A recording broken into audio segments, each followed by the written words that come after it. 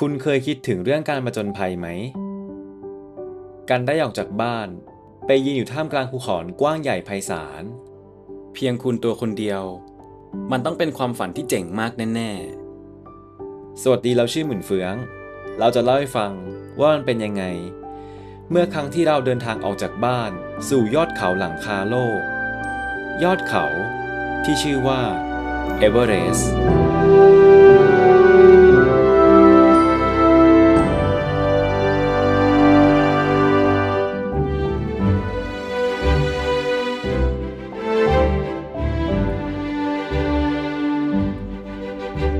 และนี่เป็นครั้งแรกที่เราจะออกจากไทย เราจึงใช้เวลากว่า 18 เดือนเพื่อเตรียมตัว ทั้งทุนทรัพย์และอุปกรณ์กันหนาว ข้อมูลเดินเขาทุกอย่างเท่าที่จะหาได้ วางแผนอย่างรอบคอบสำหรับเดินทางคนเดียว ทั้งหมดนี้เพื่อวันนี้ที่รอคอย วันที่เราจะพร้อมสำหรับออกเดินทาง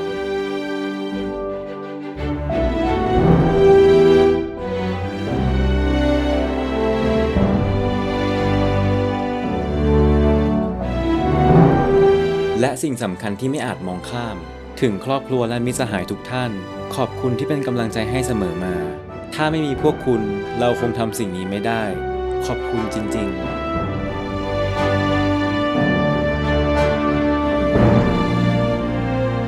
จากสนามบินสุวรรณภูมิสู่ท่าอากาศยานตรีภูวันประเทศเนปาล เวลาช้ากว่าไทย1 ชั่วโมง 15 นาที เราเข้าพักโฮสเทลเรสอัพกาดมันดุใจกลางเมือง เริ่มต้นเช้าวันใหม่ในดินแดนที่ไม่รู้จัก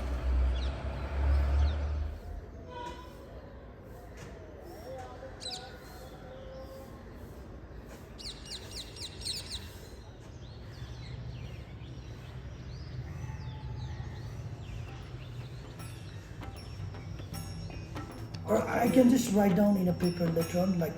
that would be alright. เรากำลังขอคำปรึกษากับมิสเตอร์โกปิผู้จัดการโฮสเทล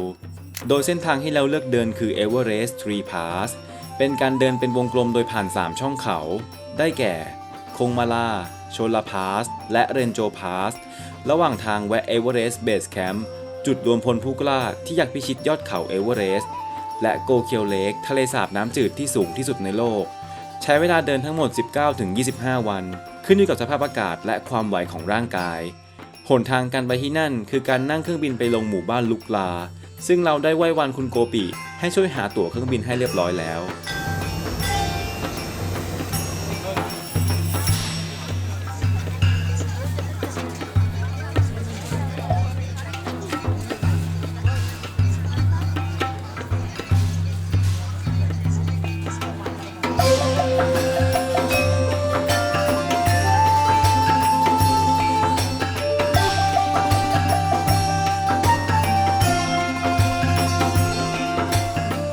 กาดมันดุเป็นเมืองที่วุ่นวาย เต็มไปด้วยผู้คนและวัฒนธรรม และยังเป็นสวรรค์สำหรับนักเดินเขา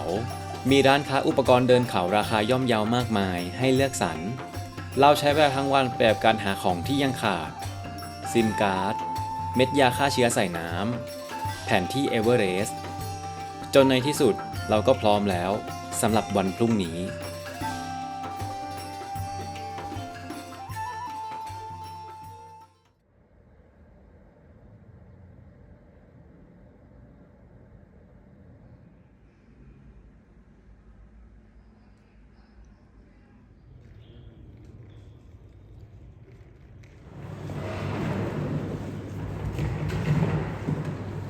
At 8:30 a.m. Sorry for your inconvenience. Thank you. โชคไม่เข้าข้างเท่าไหร่ ที่สนามบินลุกลาหมอกลงจัด ด้วยเหตุผลว่าลุกลาเป็นสนามบินที่ขึ้นชื่อว่าอันตรายที่สุดในโลก รันเวย์ยาวเพียง 527 เมตรเท่านั้น มีอุบัติเหตุเกิดขึ้นบ่อยครั้ง ดังนั้นหากมีหมอกเพียงเล็กน้อย ทุกเที่ยวบินก็จะถูกเลื่อนอย่างไม่มีกำหนด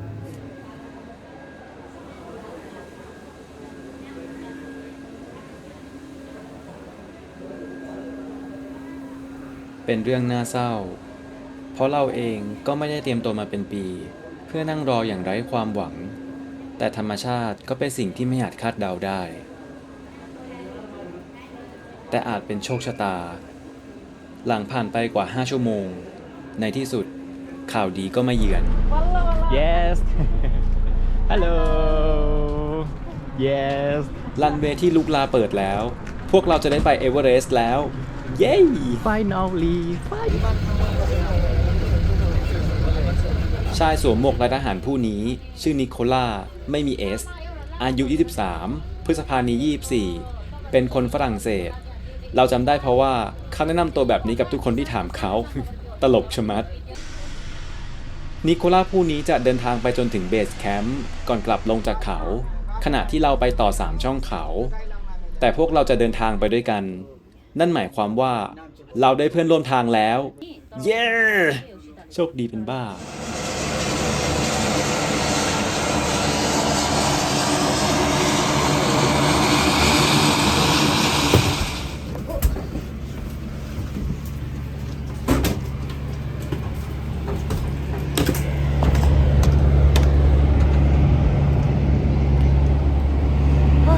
Yeah.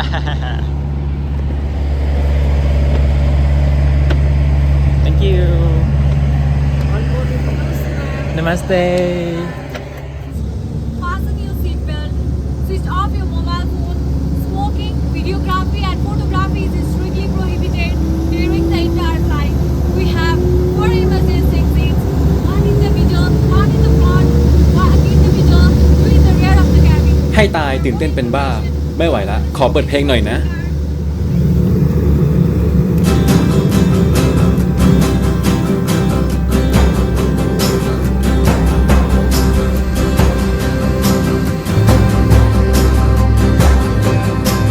Children don't grow up. Bodies get bigger, but our hearts get torn up. We're just a million little gods, causing rainstorms, turning every good thing. มันช่างสวยงาม มันสวยมากจริงๆ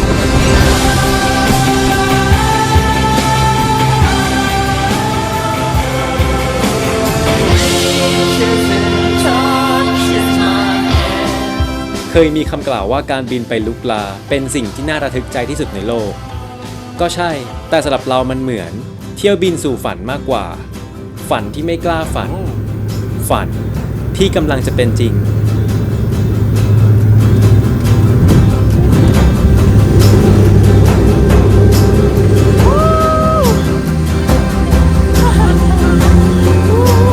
Children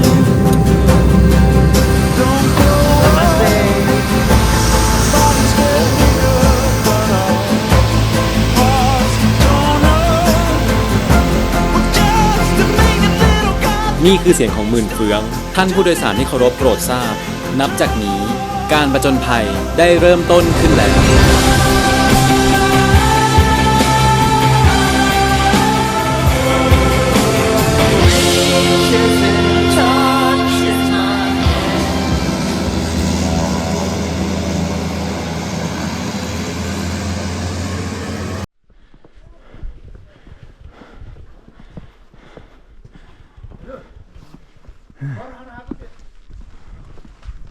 แค่เริ่มเดินก็หอบซะแล้ว โถเอ้ย ว้าว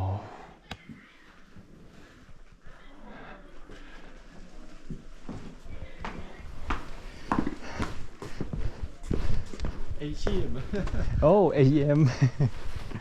Looks like nobody here. ไม่รู้เพราะตอนนี้ฤดูหนาว หรือเพราะเครื่องบินมาช้า ลุกลาที่ควรคึกคักกลายเป็นหมู่บ้านร้างไปเลย Ah, the first gate. นี่คือประตูปาซังลามู ตั้งชื่อตามเชอร์ปาหญิงคนแรกที่พิชิตยอดเอเวอเรสต์ได้ Hey! Go! Let's go. ด้านหลังประตูคือสำนักงานทำทีมสการ์ด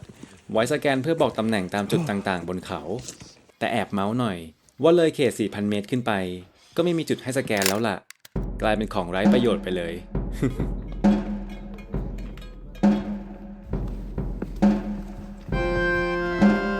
Namaste.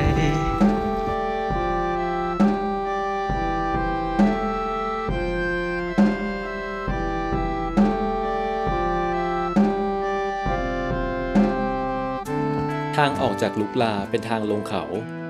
เดินง่ายและเป็นมิตรกับผู้มาเยือนหน้าใหม่ อุณหภูมิตอนนี้คือ-4 องศา ถือว่าหนาวแต่พอแบกเป้เดินปุ๊บกลายเป็นเย็นสบาย สิ่งนี้คือกงล้ออธิษฐาน ตามความเชื่อของทิเบตการหมุนกงล้อ1 รอบเท่ากับการสวดมนต์จบ1 บท ตัวอักษรบนนั้นเป็นคำสวดต่ออัญมณีในดอกบัวทิพย์เขียนไว้เพื่อเป็นการบำเพ็ญสมาธิ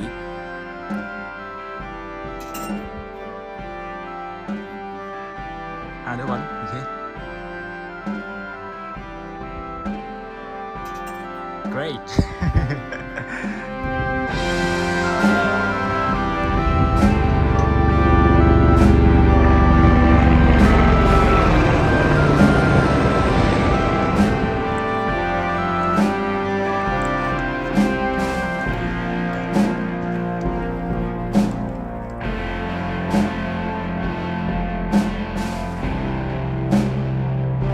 Wow. ในฤดูหนาวอากาศที่นี่จะเย็นและ Little ชื้น potato. ทำให้ชาวบ้านนิยมปลูกมันฝรั่งและพืชตระกูลหัว แต่บางครัวเรือนก็มีผักใบเขียวบ้างให้เห็นประปราย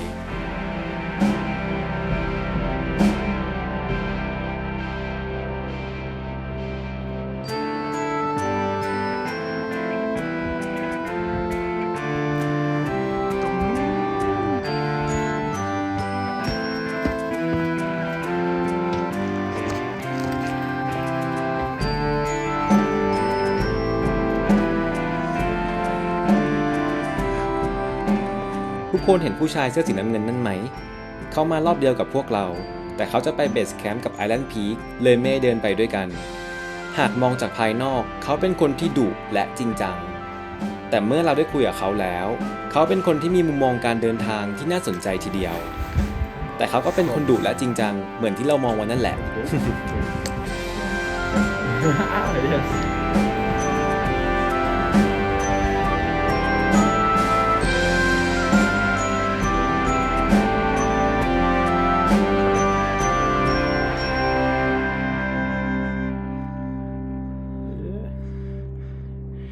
Yes. Morning. Whoa. Not too far. The Monte. 211. 12. Vitesse. Altitude. Oh. Down, down. Yeah. Doop, doop, doop, doop. Not up. Yes. We're up tomorrow. Almost there, almost there. Hiya.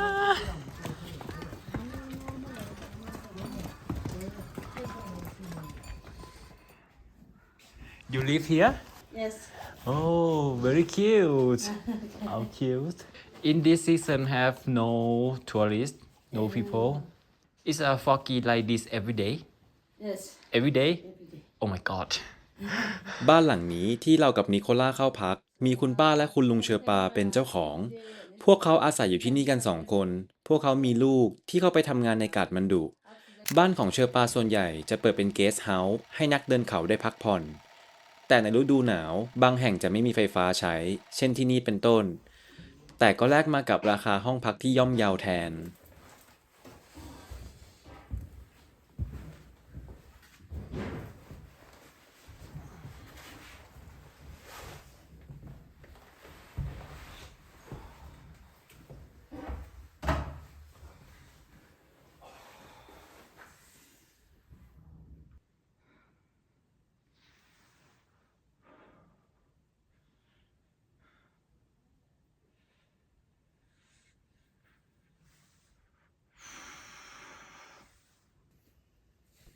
อ๋อลืมบอกไปนิโคล่าเขาแบกเต็นท์มานอนเองนะ คนจริงว่ะ โคตรบ้า แม่งเอ้ยไม่หนาวเหรอ No You No. Wow thank you Look so nice Yes great Ah light Yeah, temporary light. Yes Now the electric program, repairing. Okay Very hot Oh my god Love it นิโคล่าเพื่อนใหม่ของเราเป็นทหาร เขากำลังเล่าให้ฟังว่าชีวิตกองทัพในฝรั่งเศสเป็นยังไงบ้าง No, no wifi, no.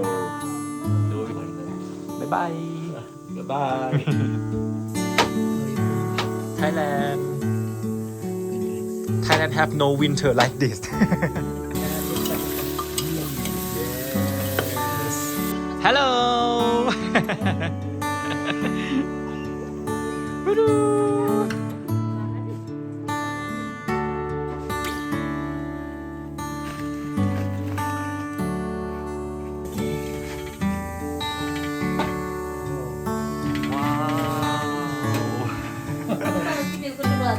ต้องขอบคุณเตาไฟของคุณป้าที่ทำให้ค่ำคืนในเอเวอเรสต์ไม่โหดร้ายจนเกินไป เรารักมันมากจนไม่ยอมออกห่างเลย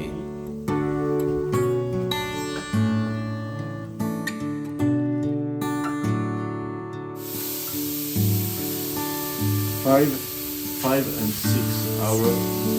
having and less burger. You, yes, breakfast, no breakfast.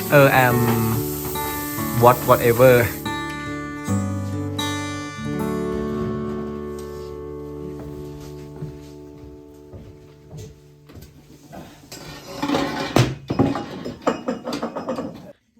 คนที่นี่ไม่ยอมให้พลังงานสูญเปล่าเลย จากฟืนในป่าสู่ไฟในตาวันอบอุ่น และจากไฟนั้นสู่น้ำร้อนในกระติก ไว้ใช้อาบและดื่มยามค่ำคืน สุดยอด Not, yes, not electric. That is คุณลุงเจ้าของบ้านกำลังบอกเล่าความเป็นอยู่ในฤดูหนาว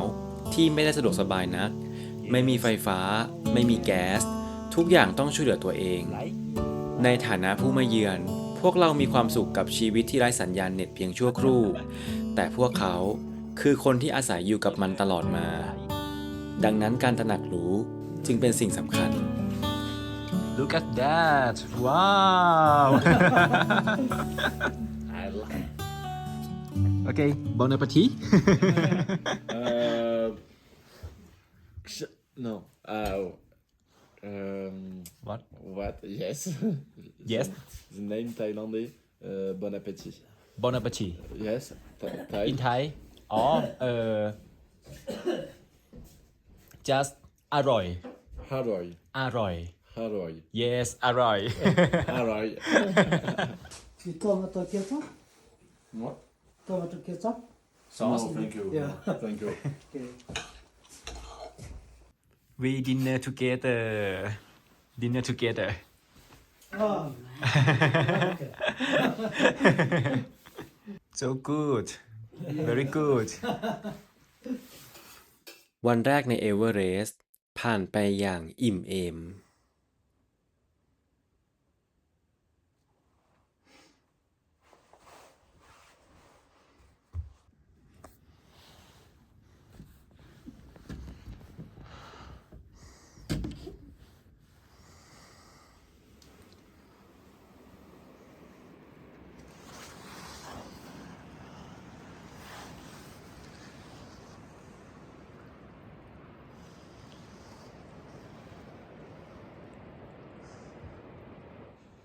เห็นน้ำแข็งด้วย Ready? Yes. Yes.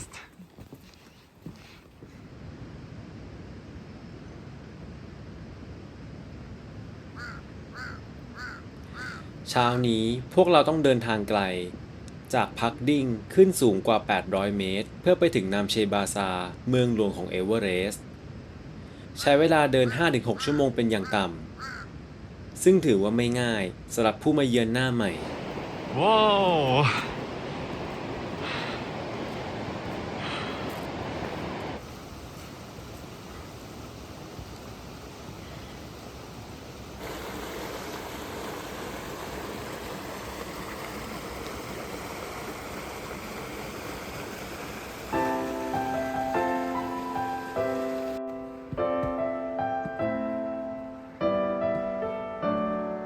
They like you.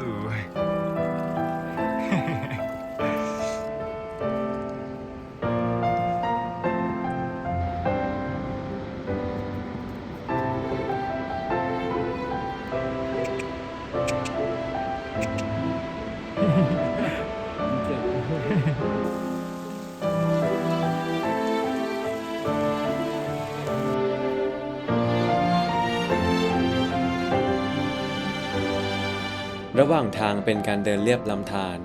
เราจะเห็นภูเขามากมายรายล้อมเรา ผ่านหมู่บ้านผู้คนที่เห็นอยู่ระหว่างทางเต็มไปหมด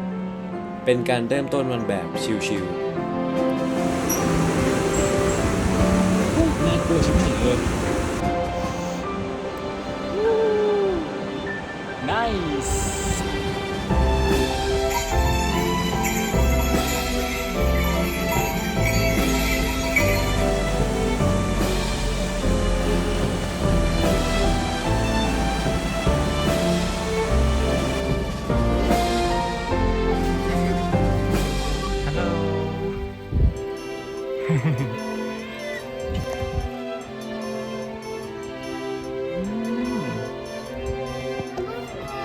Namaste.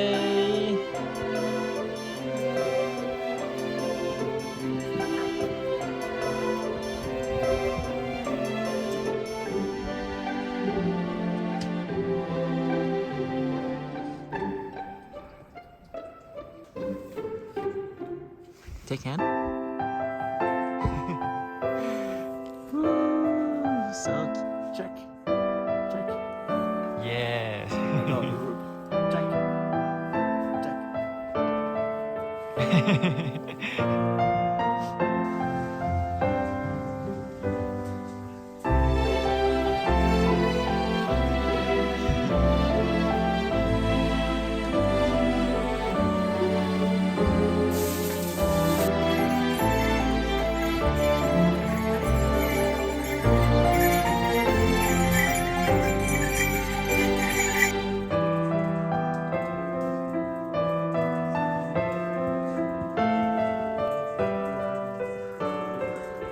ครึ่งทางก่อนถึงเมืองหลวงคือหมู่บ้านมอนโจ พวกเราแวะกินข้าวที่นี่และท้ายหมู่บ้านคือประตูทางเข้าอุทยานแห่งชาติ ใช่แล้ว พวกเราเดินมาวันที่ 2 ยังไม่เข้าเขตอุทยานด้วยซ้ำจะบ้า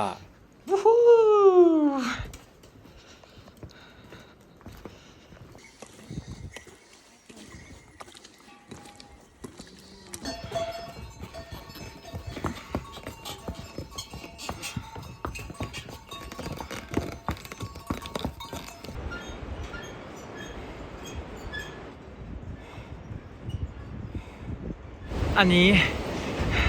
หน้าสะพานที่ใหญ่ที่สุดในเซนต์เอเวอเรสต์ละถ้าจะไม่ผิดนะ ผิดจ้า มีใหญ่กว่านี้เยอะ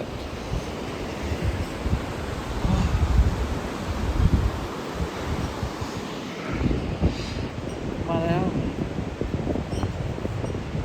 เพราะรถเข้าไม่ถึงการขนส่งที่ดีที่สุดคือบรรดาม้าพวกนี้แหละ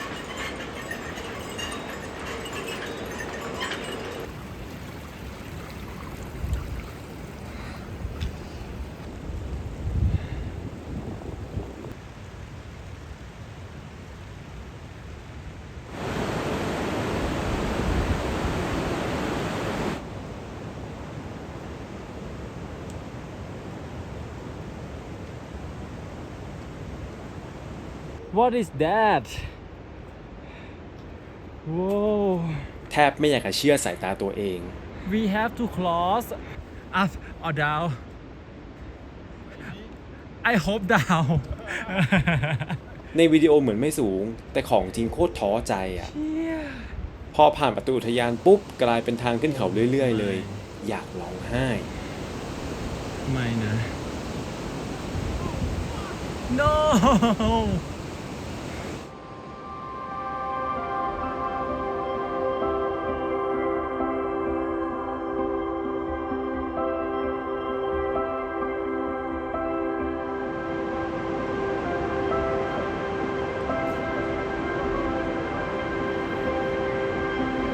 มันเหนื่อย แต่ก็มีความสุขมาก อย่างล้นปลี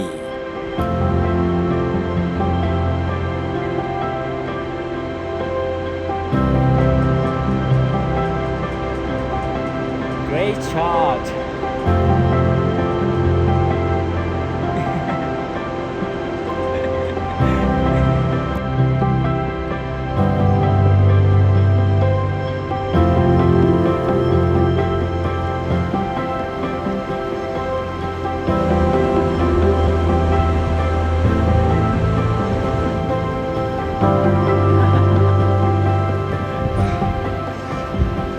Namaste 3001 here เมื่อเราอยู่สูงกว่า 3,000 เมตร การดื่มน้ำเป็นสิ่งสำคัญ เพราะน้ำจะช่วยต้านภาวะแพ้ความสูง ไว้ในอนาคตเราจะเล่าให้ฟังว่ามันคืออะไร waterfall and ice. Yes.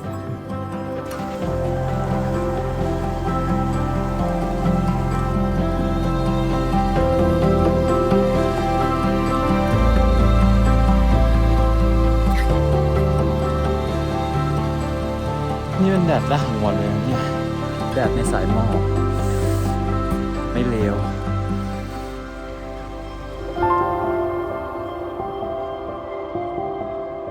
และในที่สุดพวกเราก็มาถึงนามเชบาซาหรืออีกชื่อเมืองหลวงของเอเวอเรสต์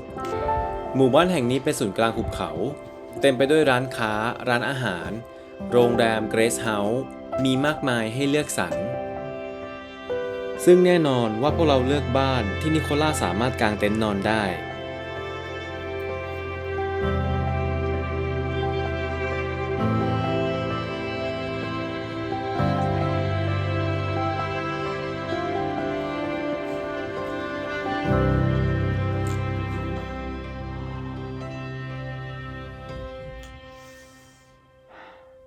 ฮิมาลัยเอเวอเรสต์เธอไม่ปราณีเราเลยอะหนาวมาก สำหรับวัยรุ่นเมืองไทยที่มาเจออากาศหนาวครั้งแรก สิ่งนี้มันทรมานแสนสาหัส so cold my hand getting freeze Namaste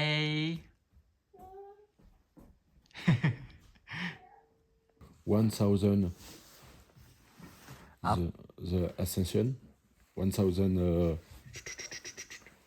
yes มีคำกล่าวว่าการเดินขึ้นนำเชบาซาเป็นจุดวัดใจอย่างหนึ่ง เพราะด้วยความสูงกว่า 3,420 เมตร หากร่างกายไม่ไหว ก็มักจะเดี้ยงกันตรงนี้แหละ Vitesse max. No. Yes. oh look at this I gonna die in here อย่างสำหรับเราก็ทำให้รู้ว่าน้ำหนัก 18 โลในกระเป๋ามันมากเกินไป เราจึงเอาของออก 5 โล และฝากเจ้าของบ้านไว้ก่อน ขากลับค่อยแวะมารับคืน hello this one one two shoot big more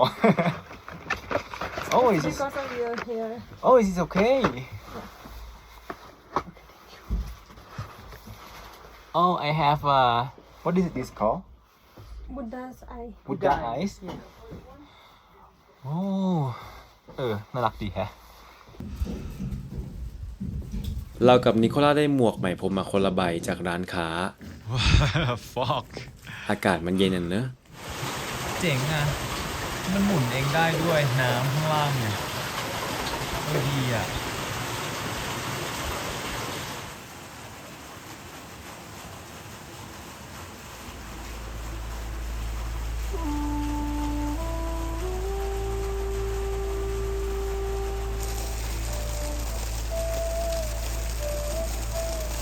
Buddha eyes บุตดาอายส์หรือดวงเนตรของพระพุทธเจ้า เป็นสัญลักษณ์ของการมองเห็นทุกสิ่ง ทั้งความจริง ธรรมชาติ และจิตวิญญาณล้วนเป็นการชี้นำสู่การตรัสรู้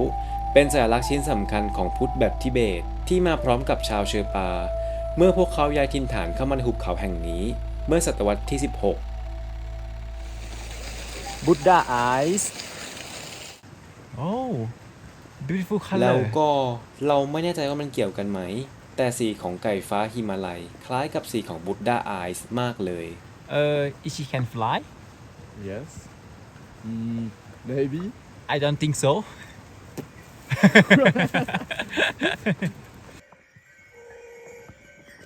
คือเห็นไหมว่าบนนั้นน่ะน้ำตกเป็นน้ำแข็ง หนาวขนาดไหนอะ อากาศไม่ดีเอาเสียเลย มันมีแต่หมอก เราจึงหมุนกรงล้ออธิษฐาน และภาวนาว่า ขอให้ฟ้าเปิด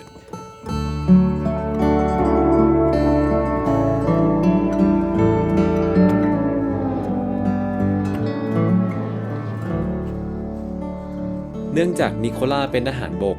เขาจึงเดินขึ้นเขาได้ไวกว่าคนปกติ ดังนั้นเราเองก็ต้องเร่งฝีเท้าตามไม่ทัน ทำให้พวกเรามาถึงนามเชบาซาตั้งแต่บ่าย จากที่คาดไว้ว่าเป็นช่วงเย็น พวกเราเลยมีเวลาเดินสำรวจหมู่บ้าน ทำให้มาเจอคาเฟ่ร้านนี้ที่โคตรน่ารักเลย เป็นบ้านตั้งอยู่กลางเวิ้งหุบเขาพอดี ถ้าไม่มีหมอกวิวต้องสวยมากแน่ๆ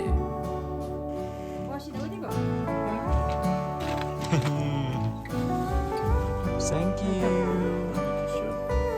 เครื่องดื่มที่เป็นที่นิยมในนำเชบาซาคือชาขิงร้อน หอมมาก อร่อยมาก ดีมาก โคตรเลิฟอ่ะ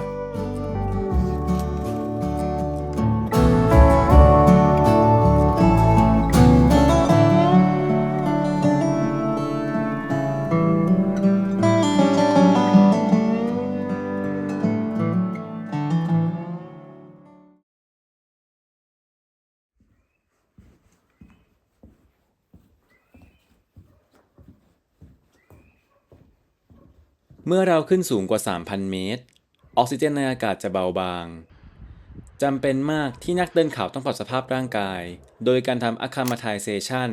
หรือการหยุดอยู่ที่ความสูงนั้น จนกว่าร่างกายจะชินเป็นเวลาอย่างน้อย 2 คืน แต่ก็ไม่ได้หมายความว่าจะให้นอนเฉยๆ เพราะการขยับมวลร่างกายก็เป็นสิ่งสำคัญ นั่นทำให้วันนี้เรากับนิโคล่าจึงมีแผนที่จะไปเดินรอบหมู่บ้านกัน Inside the ice. Ice on your tent Look Whoa Pretty cool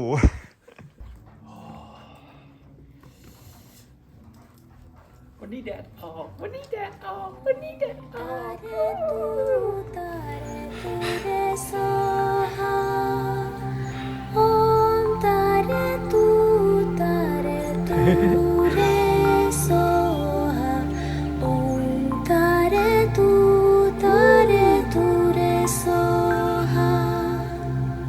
Oh thank you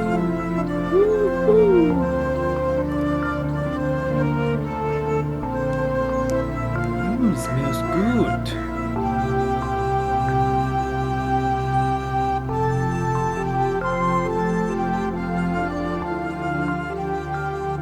ขอบคุณเอเวอเรสต์ที่ให้วันนี้แดดออก ในที่สุดพวกเราก็ได้เห็นนำเชบาซาแบบที่ควรจะเป็นสักที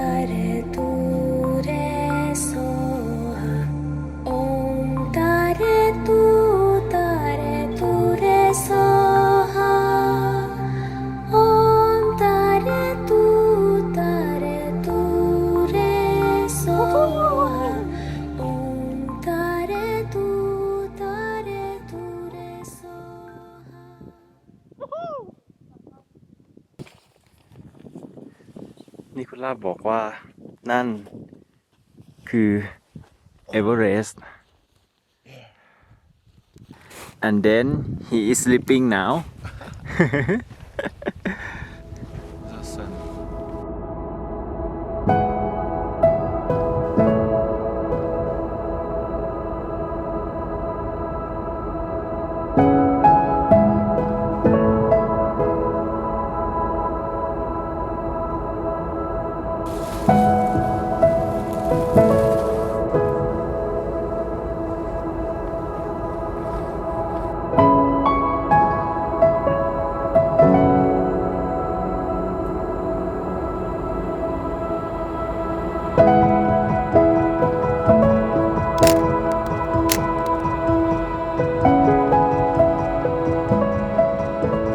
มันคือความสงบที่แท้จริง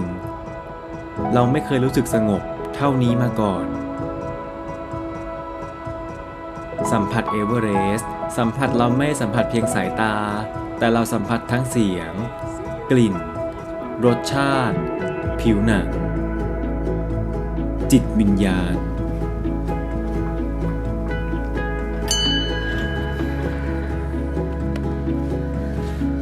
Yes